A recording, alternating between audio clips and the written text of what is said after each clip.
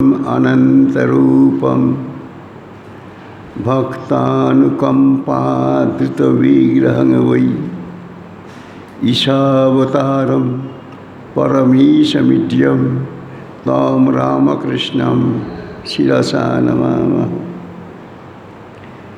जननीं शारदां देवीं रामकृष्णं जगद्गुरुं पादपद्मे तयोः श्रित्वा प्रणमामि मुहुर्मुहुः। ॐ नमः श्रीयतिराजाय विवेकानन्दसूरये सच्चित्सुखस्वरूपाय स्वामिने तापहारिणे सत्स्वर्गाय प्रशान्ताय वेदान्तप्रतिपादिने नमस्तु अभितपदाय ज्ञान विज्ञान दीप्तये। अखण्डमण्डलाकारं व्याप्तं येन चराचरं तत्पदं दर्शितं येन तस्मै श्रीगुरवे नमः। तव कथामृतं तप्तजीवनं कविभिरीडितं कल्मषापहं श्रवणमङ्गलं श्रीमदाततं भूरि गृह्णन्ति ये भूरिदा जना।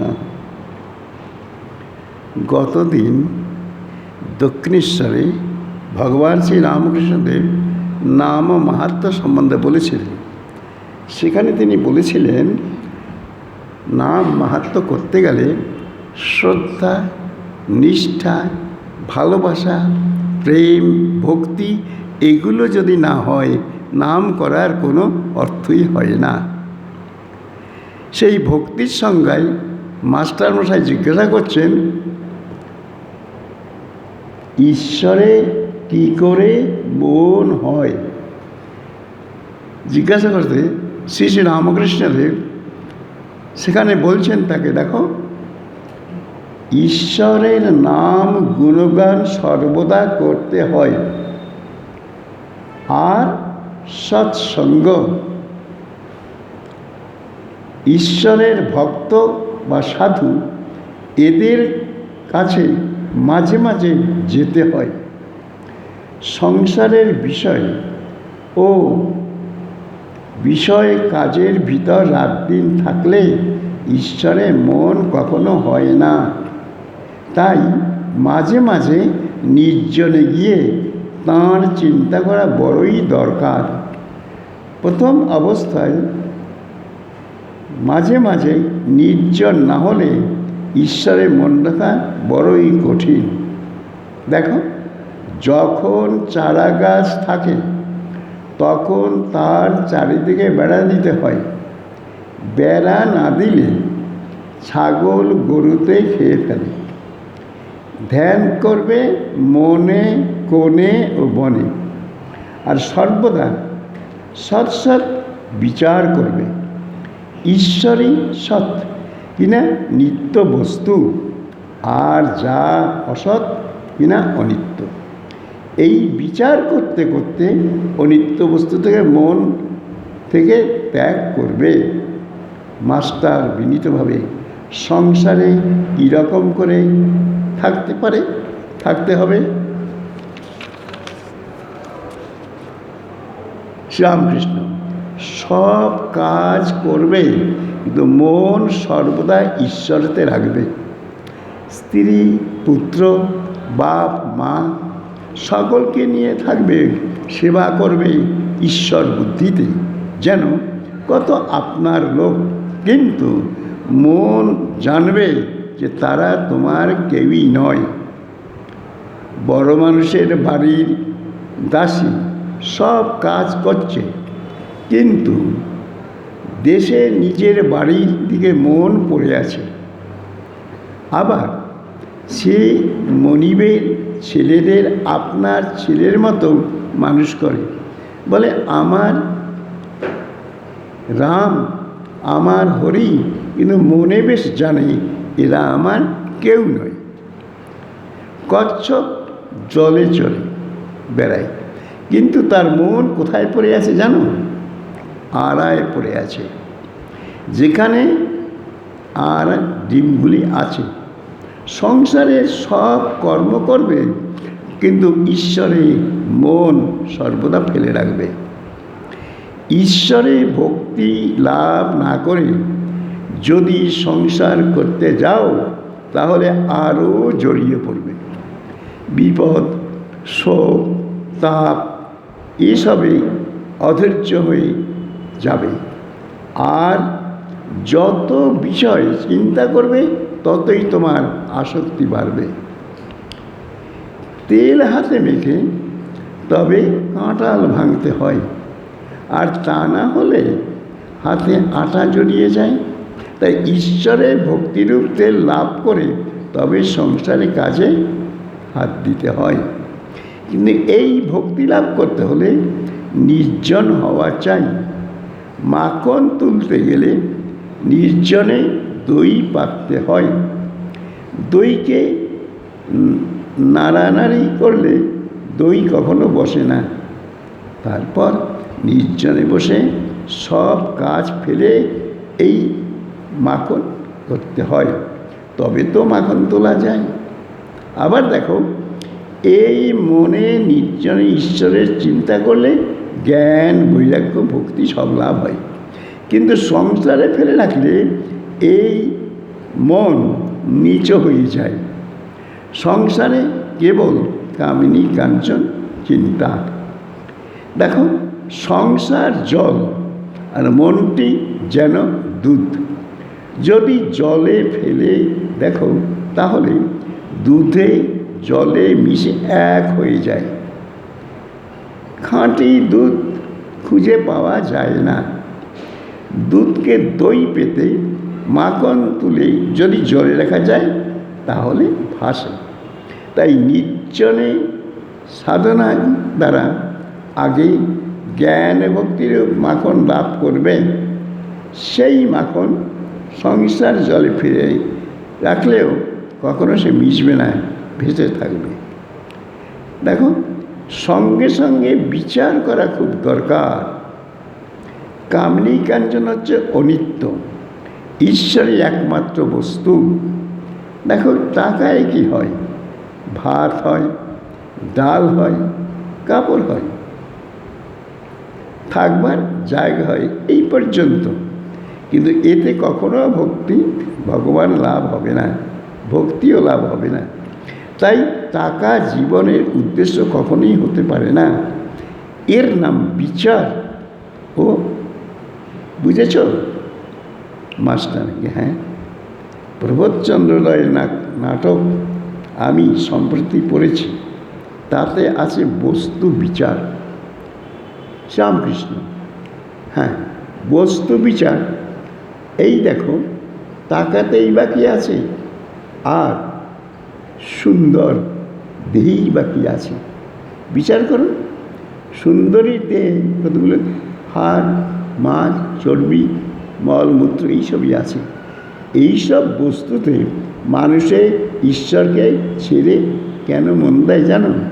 যেন ঈশ্বরকে ভুলে না যায়।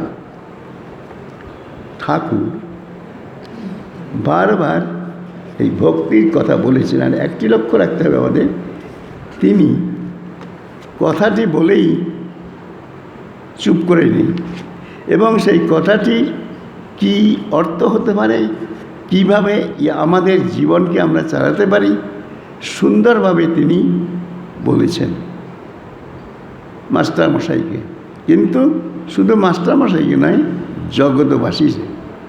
যেমন গীতা যে ঘটনা অর্জুনকে বলেছেন, তার মানে বিশ্ব সমাজকে বলেছেন, যাতে বিশ্ব সমাজ সেই ভাব নিয়ে দৈনন্দিন জীবনে আমরা চলতে পারি। তাই ভগবান শ্রীরামকৃষ্ণ বলছেন সেই কথা, যে ভক্তি হচ্ছে তিনি সর্বদা তার নাম গুণগান করা, তার চিন্তা করা, তার লীলার ধ্যান করা, তার মূর্তির চিন্তা করা, মনে মনে তাকে ভাবা তিনি আমার আপনার জন, তিনি আমার নিকটেই আছেন। আর সাথে সাথে বলছেন বিচার করো, তিনিই একমাত্র সত্য, আর জগতে যা কিছু মিথ্যা।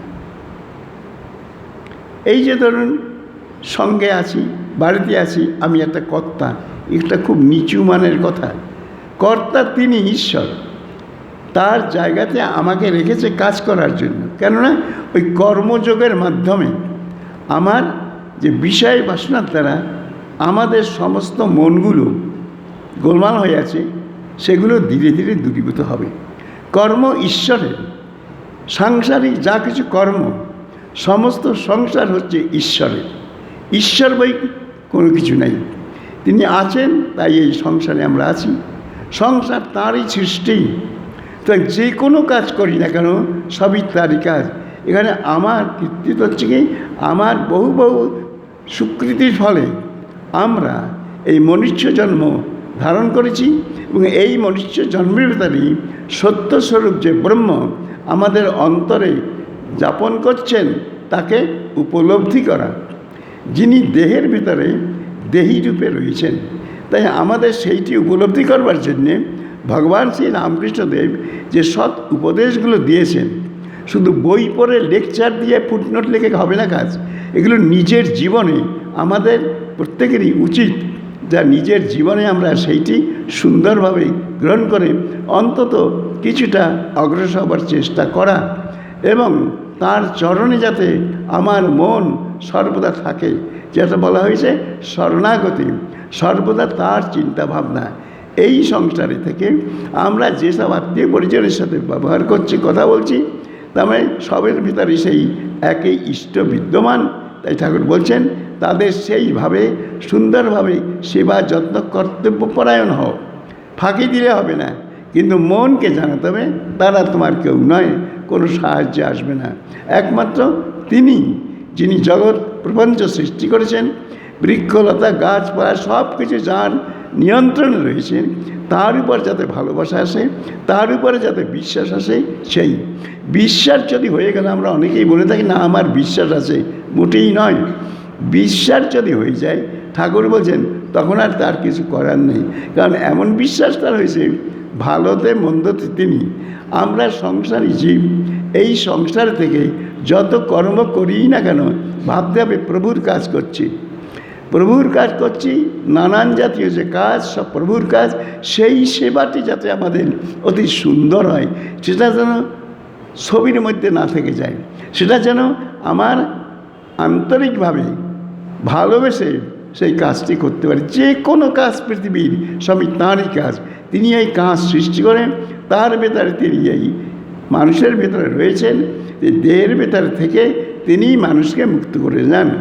এবং সর্বদা হাতে কাজ, তিনি বারবার বলছেন হাতে কাজ করো, মুখে নাম করো। হাতে কাজ আর মুখে নাম, মনে মনে চিন্তা করা, কিন্তু আমরা সেটা অভ্যাস করছি না। অভ্যাস করতে কিন্তু এটা হয়ে যায়, এবং যত তার দিকে এগোনো যাবে, সে কথা ভগবান শ্রী রামকৃষ্ণদেব আমাদের কাছে বারবার বলেছেন, তুমি যত পশ্চিমে ফেলে আসবে, পূর্বে এগিয়ে যাবে।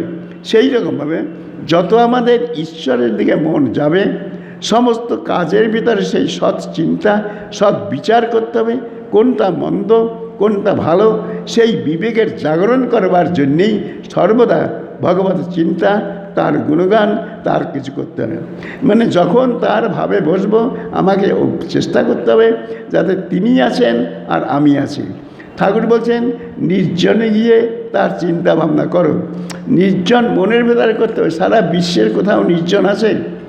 এখন তো সেদিন নাই, সেই নির্জনতাও নেই, কিন্তু আমি নিজের মনের ভিতরেই নির্জনতা আমি করে নিতে পারি যদি আমরা নিজেরা চেষ্টা করি। কিন্তু মুশকিল হচ্ছে কি, আমরা গ্রন্থ পড়ে আর গ্রন্থিতে আটকে যাচ্ছি। গ্রন্থের যে বিষয়বস্তু তিনি যে উপদেশ দিয়ে গেছেন, সেগুলো প্রাণিধান করতে গেলে আমাকে নিজে অবগাহন করতে হবে। বলছেন বিষালা জল আছে, কিন্তু আমাকে জলে নেমে ডুবতে হবে। সেই অতল তলে গেলে তবে আমি সেই মণি মুক্তা তুলতে পারবো। থেমে থাকলে হবে না, চেষ্টা করতে হবে, তার জন্য উন্মুখ হয়ে থাকতে হবে। তিনি আমার প্রাণের প্রাণ, তিনি আমার আত্মার আত্মা, তিনি বই আমার চলার কোনো ক্ষমতা নেই। আমরা মুখে বলে থাকি ঠাকুর বলছেন গাছের পাতাটিও নড়ে না তার ইচ্ছায়, কিন্তু এটা যে আমি বলছি এটা কৃষ্ণের এই কথা মতো পাখিকে বলা হয়েছে হরে কৃষ্ণ, সেই বিড়ালে ধরবে ট্যাঁটা। আমাদের হচ্ছে সেই অবস্থা। কিন্তু সেই পূর্ণ ব্রহ্মকে জানতে গেলে সর্বদাই কর্মের ভেতর থেকে যেতে হবে। ঈশ্বরের কর্ম, জগৎ সংসারে যে কর্ম করছি তাঁরই কর্ম। এই কর্মযোগ হচ্ছে ওই তার নাম করো আর কাজ করো, কাজ তো তার। অনেকে বলে থাকতে এত দিনরাত খেতে মরছি, জব ধ্যানের সময় নেই। কিন্তু কোথায় জব ধ্যান সময় আলাদার দরকার কি? যা কাজ করছি সেইটাই তো তার সেবা যত্ন। এবং মনে মনে সেই যে নাম ইষ্ট নাম পেয়েছি সেই ইষ্ট নামের প্রতি জোর দিতে হবে। সমস্ত একজনই জগৎ সংসারে জগদীশ্বর একজনই আছেন, বহু নামে বহু ভাবের ভেতরে তিনি আছেন। তাই তিনি বলছেন একটি ভাবকে আশ্রয় করেই তুমি এগিয়ে পড়ো। একবার এটা, একবার ওটা, একবার সেটা, তা হবে না। যে কোন তুমি যেটা ভালো লাগে তোমার সেইভাবে। উপমা কি সুন্দর দিচ্ছেন, এই আজকেই উপমা দিচ্ছেন। দেখো মা মাছের ঝোল, মাছ ভাজা সব কিছু করেছে। যে ছেলের যা পেটে সয় সে খাবে, পেট ভরা নিয়ে তো কথা। তাই ঈশ্বরের নামে সময় অসময়ে কিছু নেই, সূচি অসুচি কিছু নেই, কালো সুচ ফালো সুচ কিছু নেই। ওসব তথাকথিত লোকেদের কথা, ওই শুনলে আমাদের হবে না। যদি ঠিকভাবে আমরা চিন্তা ভাবনা করি, বুদ্ধি বিবেচনা নিয়ে সংসার যাত্রা সুন্দরভাবে পালন করতে পারি, একমাত্র অমোঘ রামকৃষ্ণ কথামৃতের উপদেশগুলো, মায়ের উপদেশগুলো, মায়ের জীবনে অনুধ্যান করা, তিনি সব কিছুর ভিতরেই যে রামকৃষ্ণগত প্রাণ হয়ে তিনি কাজ করে গেছেন এবং সেই আদর্শ দিয়ে গেছেন। বলছেন সর্বদা জপ করে যাও, জপ করো, কাজ করো, কাজ যার তারিতে জপ করছি, জগৎ সংসার। এইভাবে ধীরে ধীরে আমাদের ভক্তির দিকে এগিয়ে যেতে হবে। ভক্তি যদি হয়ে গেল, ভক্তি হচ্ছে অনন্য স্মরণ, তুমি বিনে আমার অন্তরে কারো কোনো স্থান নেই। এই ভাবনা আমাদের সর্বদা চিন্তা ভাবনার ভিতরে রাখতে হবে। তাই মাস্টারমশাইকে তিনি যে কথা বলেছেন, তিনি জগৎ সংসারের ভিতরে সংসারে কী করে আমাদের থাকতে হবে এবং এই সংসারের ভিতর থেকেই সেই পরম সত্যকে কীভাবে আমরা জানতে পারবো তার সুন্দর সুন্দর নিদর্শন দিয়ে গেছেন। শুধু তাই নয়, তিনি আমাদের জন্যে কঠোর সাধনা করেছেন, কত কাণ্ড কিছু করেছেন। তাই বলেছেন যে আমি 16টাং করে গেলাম, তোরা 1টাং কর। ভগবান শ্রী রামকৃষ্ণদেবের অন্তরঙ্গ পার্ষদ একটুখানি করেই তাদের ওই অবস্থা, কিন্তু তারা বারবার বলছেন আমরা কিছু জানি নে বাপু, তিনি কি করিয়েছেন। তাই তার যে স্তোত্র স্তব, যে কোনো একটা লাইন নিয়ে আমরা যদি নিজের জীবনে দিন রাত জাবর কেটে দিন রাত অন্তরে সে লাগিয়ে রাখতে পারি, এই একটা সূত্রের ধারাই সেই পরম সত্যকে জানা যায়। সেই সত্যকে যে জানছে তিনি সকলের ভেতরে তার প্রেম প্রীতি ভালোবাসা হিংসার দেশ চলে যাবে। তিনি ঠাকুর বলছেন তোমার যে ক্রোধ বা অন্য যা কিছু আছে সেগুলো দূরীভূত হবে একমাত্র নাম করতে করতে। তুমি যত সেই নামের প্রতি মনকে আসক্ত করবে ওগুলো এমনিই ধীরে ধীরে কমে যাবে, জোর করে কিছু কমানো যায় না। সুতরাং সেই ঈশ্বরের নামই হচ্ছে একমাত্র সত্য। সেই ঈশ্বরের নামের জন্যে সমস্ত যারা অবতাররা এসেছেন একই নাম ও মাহাত্ম্যের কথাই বলেছেন, নাম ছাড়া গতি নেই। সেই নামকে জানাবার জন্যে নানান ভাবের ভেতরে গীতা ভাগবত গীতা সব কিছু হয়েছে, কিন্তু সেই নামের প্রতি আমার মনকে আকৃষ্ট করবার জন্যে সর্বদা তার চিন্তন করতে হবে, তার মূর্তির ধ্যান করতে হবে, তার কাছে প্রার্থনা করতে হবে। ভালো মন্দ সব তার। অবদানন্দ মহারাজের চিঠি চাপাটি আপনারা পড়বেন, দেখবেন তাতে বারবার বলছেন যা কিছু করো ভালো মন্দ তার উপর ছেড়ে দাও, তোমার কর্তৃত্বের কিছু নেই, তুমি অমুক তুমি তো অমুক কিছু নেই। জগৎ সংসারে তিনিই একমাত্র কর্তা, আর সব অকর্তা। কিন্তু আমাদের মন খুব নিম্নভাগে এবং আমাদের অহং বুদ্ধি প্রবল। কেন আমার একটা ছবি না বেরোলে কী হলো, আমার ছবিটা বেরোলো কেন, এই অহং বুদ্ধির দ্বারা হয় কি আমাদের মনটাকে আরও গোলমাল করে দিচ্ছে। তাই ঈশ্বরের চিন্তা ভাবনা আমাদের সর্বদা করা যাবে এবং এই জন্য কোনো দিনক্ষণের সময় নেই, উপবাসের কিছু নেই। তো ভগবান শ্রী রামকৃষ্ণদেব বলছেন আগে ভুঁড়ি ঠিক রাখো, তারপর মুড়ি সব ঠিক থাকবে। সুতরাং সেই চিন্তা ভাবনার ভিতর থেকে এই অমৃত কথা একটু একটু করে আমাদের রোজ দৈনন্দিন চিন্তা ভাবনা করতে হবে, একা একা বসে, তাতেই দেখবেন কত বিমল আনন্দ। এই জন্যে ভজনানন্দের দরকার। ভজনানন্দ করতে করতে আমার বিষয়ানন্দ দূরীভূত হবে। সেই ভজনানন্দ যাকে আমি ভজন শোনাচ্ছি, তিনি যখন শুনতে পারবেন তখন ধীরে ধীরে এই ভজন করতে করতে আমাদের যে বিষয়ানন্দ, যে আনন্দটা, সেইটা ফুরিয়ে যাবে। বিষয়ানন্দ ক্ষণিক, কিন্তু ভজনানন্দ যদি ঠিকমতো হয়, ঈশ্বর আনন্দের দিকে মনকে নিয়ে যাবে। ভজন করে কেন? সমস্ত মঠ মন্দিরে, বাড়িতে সন্ধ্যা আরতি ভজন এসব করে কেন?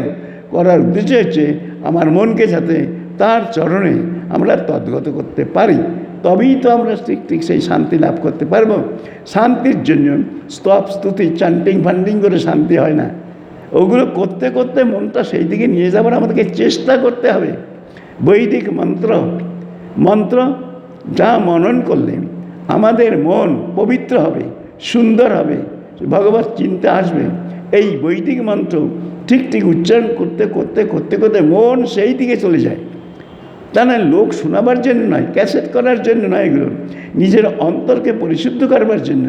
যত আমরা বৈদিক মন্ত্র উচ্চারণ করব, যত বৈদিক ভাবের ভেতর থেকে আমরা চলব, লক্ষ্য করবেন মনের ভেতরে সেই পুঞ্জীবিত যে মেঘ রয়েছে সেগুলো ধীরে ধীরে সরে যাচ্ছে, সর্বদা যাবেই, যেতেই হবে। সেই মানুষ আনন্দে থাকে, বিমল আনন্দের ভেতরে তিনি জীবনযাপন করেন। তখন এই সংসারে থেকে তিনি অসংসারী অবস্থায় থাকতে পারেন। যিনি অসংসারী অবস্থায় থাকেন, ঈশ্বরের সংসারে এই বোধ যখন তার আসবে, আমার মনে হয় সেই লোক হলো পরম সুখী লোক। টাকা করি কি বড়, ওটাই বড় নয়, মন বড়। মন বড় করতে হলে, মনের যে সংকীর্ণতা দূর করতে হলে, সেই অমোঘ মন্ত্র, ঈশ্বরের যে কোনো নাম, সেই সৎ নাম চিন্তা ভাবনার ভিতরে রাখতে হবে। এবং সৎ আলোচনা, সৎ ভাবনা, এগুলো আমাদের প্রত্যেকের সবসময় করতে হবে। আগ্রুম বাগ্রুম চিন্তা করলে হবে না। আমরা ঘরে বসে আছি, শুয়ে আছি, ভগবত চিন্তা করি, তাকে বৃহৎ করে ভাবা, তার লীলার চিন্তা করা। তিনি যেসব জায়গায় লীলা করেছেন সেই লীলার ভাব। বর্তমানে এই দক্ষিণেশ্বর হচ্ছে মহান পীঠ, লীলার পীঠ একটি। ভগবান শ্রী রামকৃষ্ণদেব ওই খুপড়ির মধ্যে বসে সারা বিশ্বের খবর নিয়ে বিশ্বের লোকের ভেতরে শান্তি প্রদান করেছেন সর্বদা। সেই ভগবান শ্রী রামকৃষ্ণদেবের চিন্তা ভাবনা করতে গেলে, এই যে আমরা কথা বলছি, আমার মনে হচ্ছে তিনি এখনও সেই দক্ষিণেশ্বরে বসে আছেন, গঙ্গার দিকে মুখ করে। এই যে পূর্ণাঙ্গ একটা ছবি, এইটি হৃদয়ের মধ্যে অঙ্কিত করতে হবে এবং সেই ভাবের ভেতর থেকে আমাকে যেতে হবে। এইভাবে ধীরে ধীরে গেলে আমরা এই সংসারে ঠিক শান্তি পাব। তখন গিয়ে মৃত্যু ভয় থেকে আমরা অসুবিধায় পড়ব না, আমাদের অশান্তি আসবে না, যা জুটবে তাতেই সন্তুষ্টি। চাইছি কি চাই, আমাদের অন্তরে যা চাওয়া, সেটা কি চাওয়া? বাহ্যিক চাওয়া, সে চাওয়াতে কোনো শান্তি আমরা জীবনে পাবো না। যে যার ঈশ্বরে ভক্তি হবার চেষ্টা, যার ঈশ্বরের ভিতরে শ্রদ্ধা জানাবার কথা, বলবেন ঈশ্বরকে তো আমরা দেখি না, কিন্তু মনুষ্য জীবন দেখেছেন, মানুষের ভিতরে ঈশ্বর আছেন। তাই ভগবান শ্রী রামকৃষ্ণদেব বলছেন, মাটির প্রতিমায় পূজা হয় আর মানুষে পূজা হয় না, এটা হয় নাকি কখনো? মানুষ হলো শ্রেষ্ঠ জীব, তার ভিতরে সেই সচ্চিদার ব্রহ্ম নিজে রয়েছেন।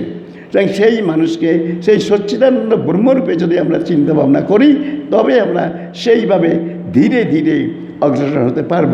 এবং জপ ধ্যান চিন্তা ভাবনা হুড়াহুড়ি করে করবার নয়, প্রথমে বসে স্থির হয়ে মনটা যাতে একটু নিজের ভাবের ভেতরে আসেন, ছড়ানো মন চারিদিকে চিন্তা, ধীরে ধীরে তার কাজ ভাবতে হবে। তিনি আমার নিকটে বসে রয়েছেন, আমার যাতে বেচালে না চলে মন, সেই চিন্তা আমাকে রাখতে হবে। তার চিন্তা বা না ভাবনা এই আমাদের করতে হবে। আর এর সাথে ভগবান শ্রী রামকৃষ্ণের অন্তরঙ্গ পার্শ্বদের, তাদের যে জীবনীগুলো কঠোর জীবনের জন্যে আজ আমরা আলালের ঘরে দুলাল হয়ে বসে আছি, কিন্তু সেই জীবনের দিকে লক্ষ্য করি না।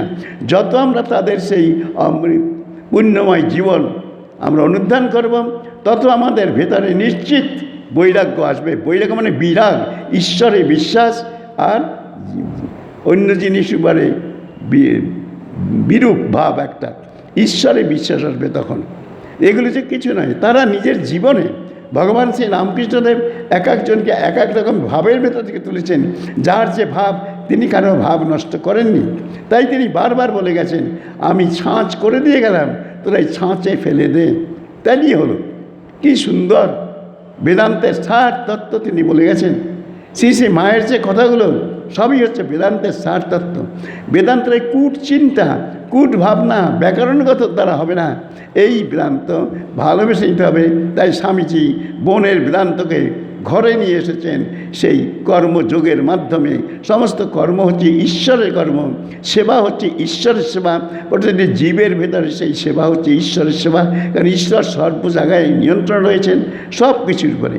সেই মানুষ যদি সেই পবিত্র মন হয়, সুন্দর ভাব আসে, তখন সে সর্বজীবের ভেতরে সে পরমেশ্বর শক্তি অনুভব করতে পারেন, এবং সেই পরমেশ্বর শক্তি অনুভব করেই তার জীবন ধন্য হয়ে যায়। তখন তার হিংসার দেশ থাকে না। তাই ভগবান শ্রী রামকৃষ্ণদেব বলছেন, সোনার তরোয়াল কখনো কাটতে পারে না, লোহার তরোয়ালে কেটে দেবে। সে মানুষ তখন সোনা হয়ে যায়।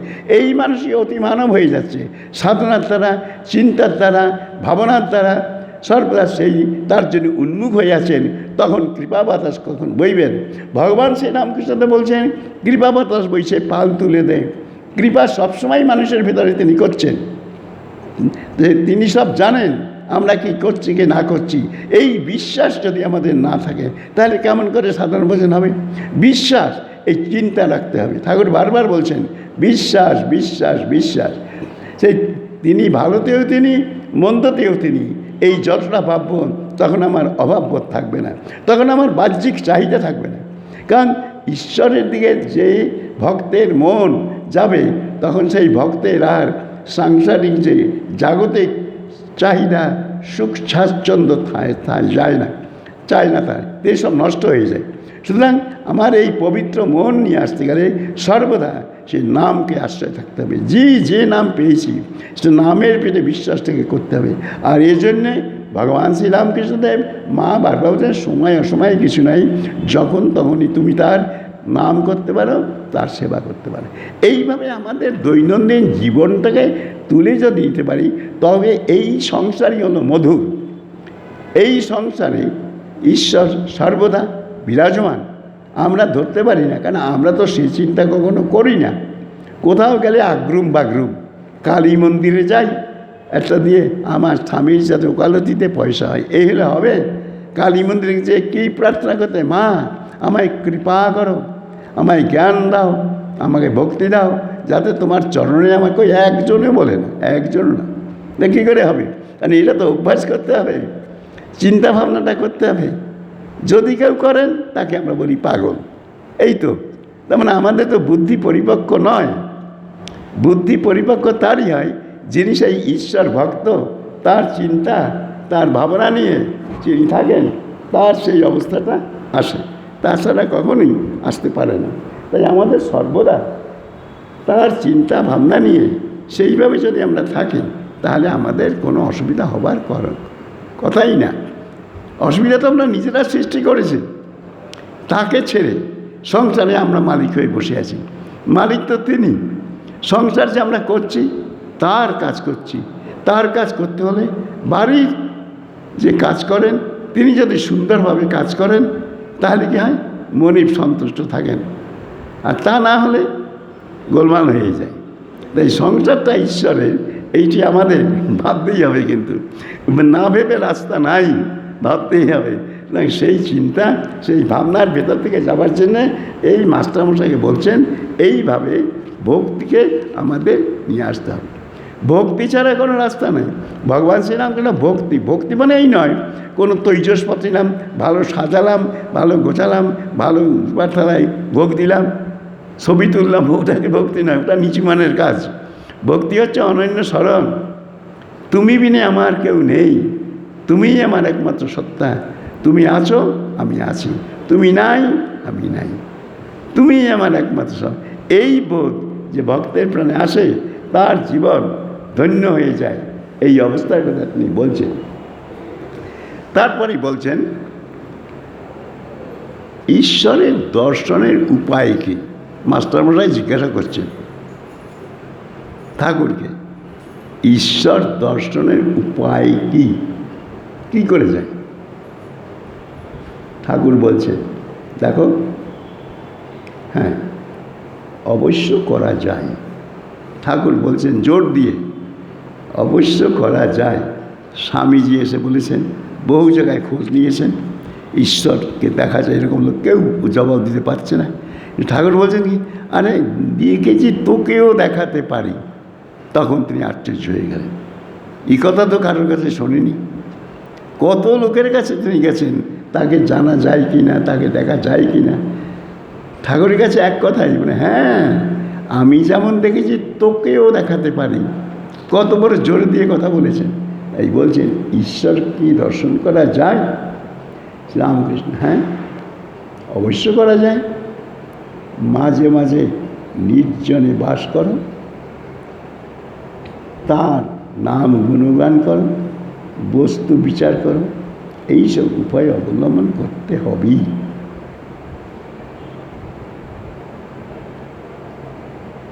বলছে নির্জনে আমরা যখন যাব তখন সংসারটা নিয়ে গেলে হবে না। সংসার ভগবান, ভগবান আর তিনি যিনি সাধনা করছেন, সেখানে যদি অন্য কোনো ভাবনা আসে সাধনা হবে না। নির্জনে আপনি গেলেন বেড়াতে, এক জায়গায় ওই জায়গাটা তো খুব ভালো সাধারণ ভদ্রের জায়গা, আপনি বসে দেখুন না, পিঁপড়াই ঘুরতে থাকবে, কোনো কাজে লাগবে না। মনকে তৈরি করতে হবে। মনকে সেইভাবে যত নিয়ে যেতে পারা যাবে তখন কোনো জিনিসে আকর্ষণ থাকবে না, অথচ কাজটি সুষ্ঠুভাবে হবে। এটা পরীক্ষা করে দেখা গেছে।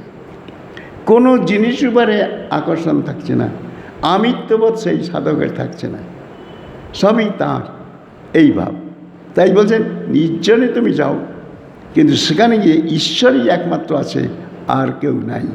তুমি আছো আর তিনি আছো, এইভাবে কিছুদিন কি করে করে সাধনা করতে হবে। আর সর্বদা তার গুণগান করতে হবে। তার গুণগান করতে করতে কী হবে, তোমার তার প্রতি ভালোবাসার সৃষ্টি হবে। একদিন দুদিনে তো এটা হবে না, কত যুগ কতভাবে করবে। যার যার সংস্কারে যেভাবে আছে, সেই যার যার শুদ্ধ মন না হলে ধরা যাবে না। শুদ্ধ মন, পবিত্র মন কোনটা? জীবনে জাগতিক কোনো বস্তুর ভাবনা নাই, এক ঈশ্বর ভাবনাই তার অন্তরে সর্বদা আছে। এই হলো শুদ্ধ মন। শুদ্ধ মন, ঠাকুর বলছেন শুদ্ধ জ্ঞান মানে ঈশ্বর জ্ঞান। শুদ্ধ জ্ঞান মানে ঈশ্বর জ্ঞান। এই জ্ঞান হলে আর কোনো অসুবিধা নেই।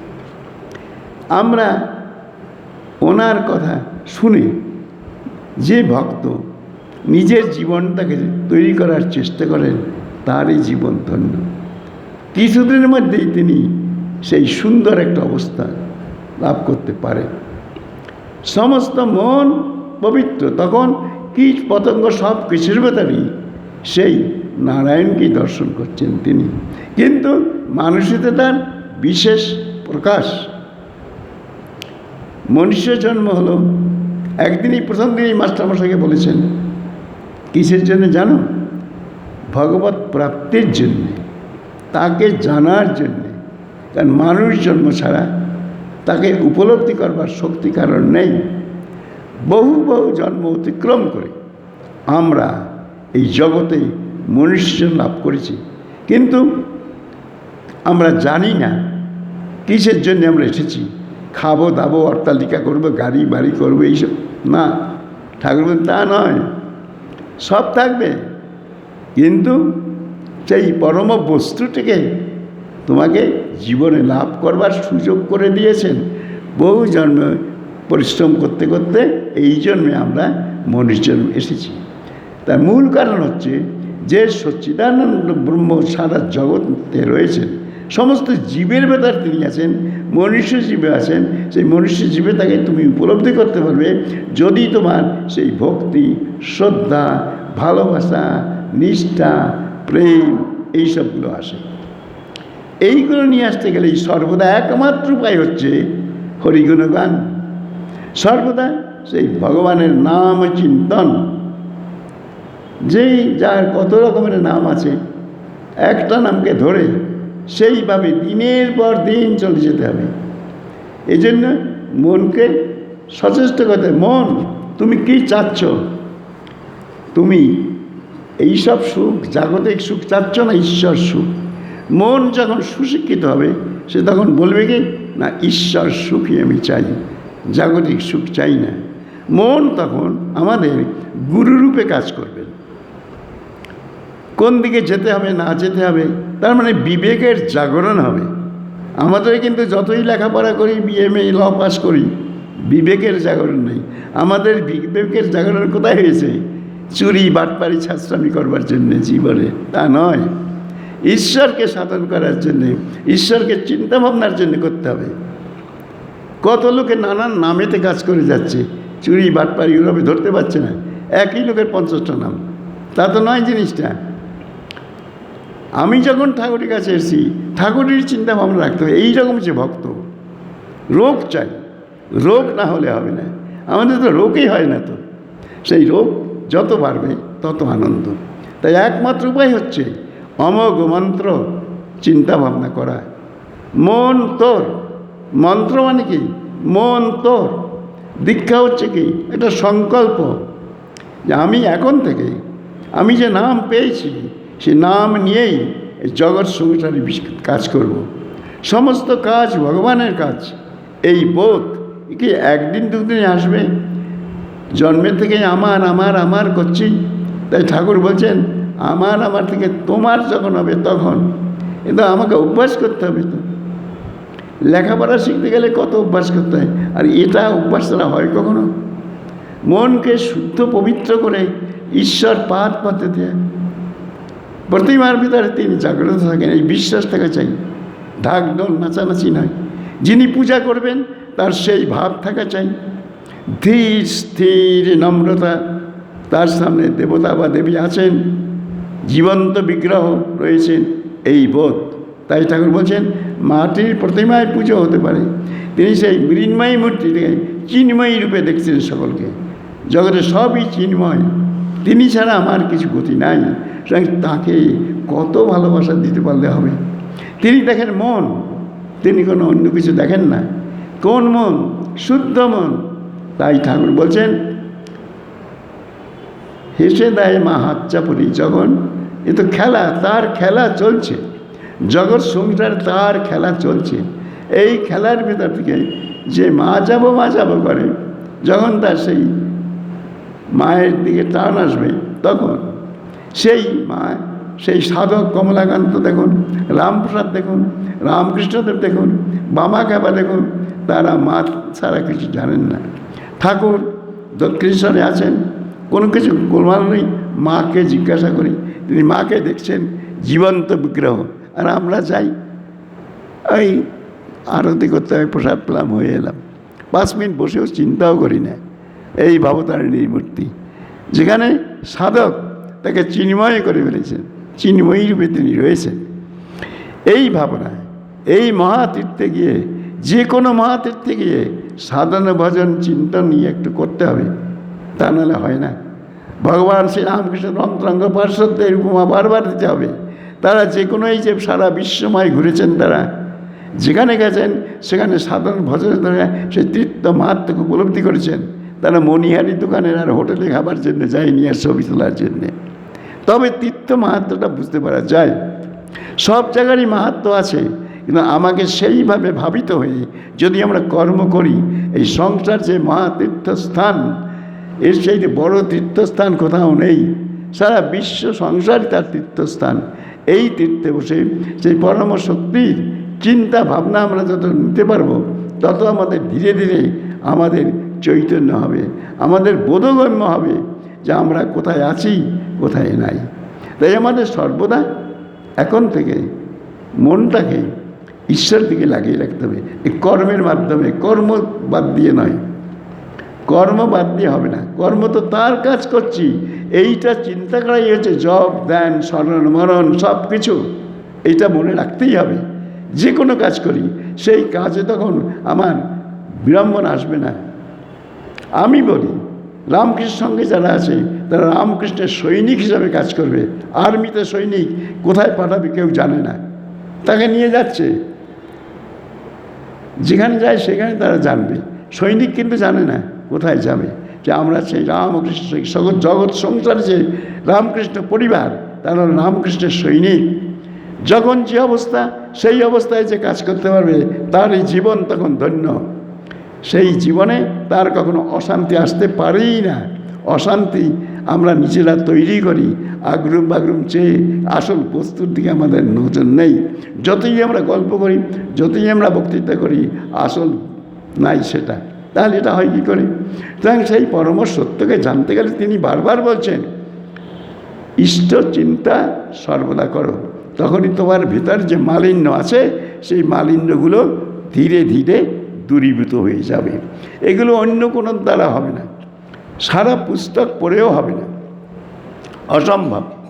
একমাত্র সেই নাম। বলছেন তুমি একটা গাছতলায় হাততালি দিলে তোমার পাখিগুলো উড়ে যায়, সেই রকম হাততালি দিয়ে তুমি হরিনাম করো, তোমার ভেতরে যে দুষ্ট পাখিগুলো আছে সমস্ত উড়ে চলে যাবে। তাই সর্বদা তার চিন্তা, তার ভাবনা আমাদের করতে হবে। সকলে আনন্দে থাকুন, ভগবান শ্রী রামকৃষ্ণদেবের চিন্তা করুন, যার যে ইষ্ট আছেন তার চিন্তা সেইভাবে করুন। দেখবেন শরীর মন সুন্দর থাকবে। চাহিদা একটাই থাকবে, প্রভুর চরণে যাতে আমার মনটা দিতে পারি। ওই এক চাহিদার দিকে যত এগোবেন দেখবেন ততই এইগুলো পড়ে থাকবে। আর এইগুলো অতি গৌণ, কিন্তু এইগুলোর উপর কোনো মায়া মমতা থাকবে না। থাকবে ওখানে সমস্ত কর্মযোগ হচ্ছে নিঃস্বার্থভাবে যত আমরা কাজ করবার চেষ্টা করব, তিনি সহায় হবেন, তিনিই সব ব্যবস্থা করবেন। তিনি প্রতিটি মানুষের মন দেখতে পাচ্ছেন, সব কিছু। সেইভাবে যদি আমরা এগিয়ে যাই আমাদের অশান্তি হবার কারণ নেই। রোগ শোক থাকবে, দেহের রোগ হয়, কিন্তু মনের রোগকে সারাতে হবে। দেহের রোগ সারিয়ে হলো আবার হবে, আবার সারবে, কিন্তু মনোরোগ সারাতে গেলে একমাত্র অমোঘ মন্ত্র, সেই অমোঘ মন্ত্র ঈশ্বরের নাম চিন্তন ছাড়া মনের শক্তি কখনো বাড়বে না। মনের শক্তি বাড়াতে গেলে ঈশ্বরের নাম, যে নাম পেয়েছেন সে নামের প্রতি আসক্ত হবে, ভালোবাসা নিয়ে আসতে হবে, তবেই আমাদের জীবন ধন্য হবে। তিনি সর্বদা তার সন্তানদের কৃপা করছেন। এই যে বলছেন ঠাকুর, কৃপা বাতাস বইছে পাল তুলে দে, এবার পাল তুলে দে তোরা। এই যে ভগবান শ্রী রামকৃষ্ণদেবের অমোঘ কথাবার্তা সুন্দর, তিনি অবতরণ করেছেন জগতে মানুষের কল্যাণের জন্যে। মানুষ কীভাবে এই সংসারে কিলবিল করছে পোকামাকড়ের মতো, তাদের উদ্ধার করবার জন্যে তিনি সর্বদা চিন্তিত আছেন। সর্বদা চিন্তা করুন কী ভাবনা। এই যুগে আমরা এসে তার দর্শন পাচ্ছি, তার কথা পাচ্ছি, তার সন্তানদের দর্শন করাই হচ্ছে ঈশ্বরকে দর্শন করা। সমস্ত আমার আন্তরিক শ্রদ্ধা ভালোবাসা জানবেন, প্রণাম নেবেন, এবং ঠাকুরকে ছাড়া, ঈশ্বরকে ছাড়া চলবার চেষ্টা করবেন না, তাহলেই বিপদে পড়ে যাবেন। সবই ঈশ্বরময়, সবই ভাবময়। তিনি সর্বভাবময়, সর্বভাবের ভেতর থেকে তার নিজে জীবন তৈরি করে মানুষের ভেতরে সেটি দিয়ে গেছেন, যাতে তার সেই জীবন চরিত অনুধ্যান করে আমরা নিজের জীবনকে ধন্য করতে পারি। নমস্কার।